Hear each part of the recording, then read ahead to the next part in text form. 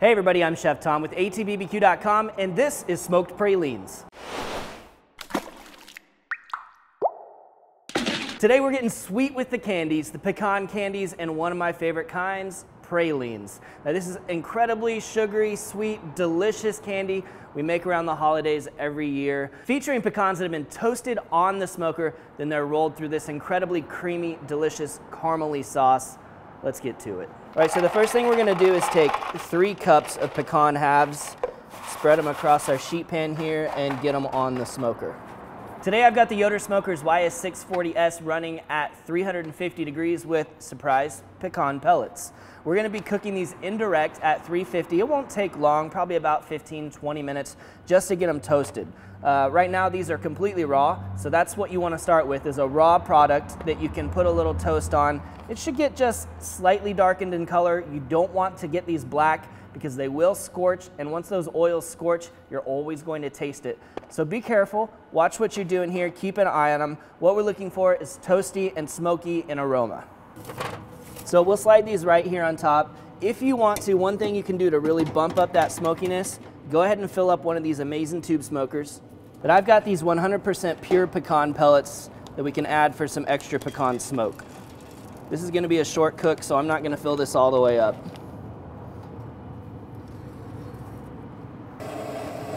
So we'll get it lit up with the torch, put the flame on there for about 30 seconds, and then let it burn itself out.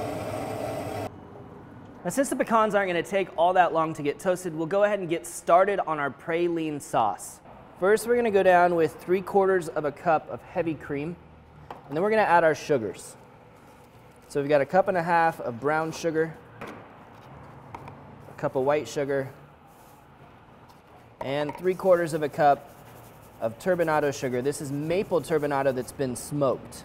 I'm just gonna hydrate all of this sugar here and let this start to cook down like a caramel sauce. And even though this has its similarities to a caramel or a butterscotch type sauce, we're adding the cream first, which we wouldn't normally do with those types of sauces. What we're looking to do here is we're actually gonna bring this up to what they call the softball stage when you're talking about candy making. So that softball stage, that's kind of at the low end of the temperature spectrum when it comes to candy making, which means that this is gonna be really creamy and crumbly in texture eventually once it sets up. So we're looking for a temperature of 235 degrees. That's what we're gonna aim for as our sugars and our cream start to cook down. So that's smoothed out, now we just need to bring it up to temperature. All right, so quick little toast on these, getting just a little bit of color. You notice the aroma, like that pecan aroma pops out once these things have really opened up and toasted off. So we're gonna pull these off now. And your smoke tube, you can see we didn't really use very much, so I'm just gonna shake this to kind of spread it out. That'll put out the fire, and that way you can actually use these for another cook. So the pecans, I'm gonna put out on our work surface here. We're gonna chop up half of these pecans. The other half we're gonna leave in halves themselves, but we want a little bit of variety in the size to really create the texture that we like on these candies. So these we'll just take our knife and break down into pieces.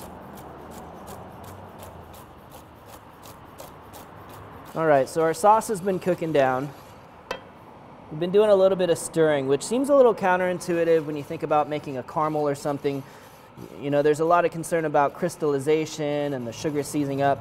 But we're actually gonna create some crystallization in this candy, so I'm not really too worried about it. We are really close, so about 10 degrees to go. 5 degrees to go, but we're getting there. All right, check it out, guys. We've just reached that threshold. So now we're gonna add our butter and our bourbon. I'm gonna cut the heat here. We're gonna throw in 1/4 cup of unsalted butter, and at the same time add a tablespoon of bourbon. You could also use vanilla. I'd go for about a teaspoon if you're using vanilla.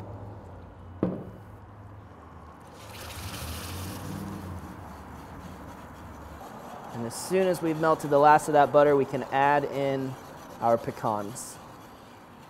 So we'll come in with those finer pieces.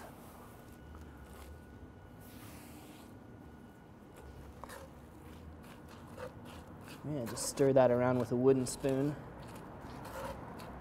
What's going to happen is this is going to start to cool down, which is fine. And things are going to start to solidify as they cool. Go ahead and get our halves in here.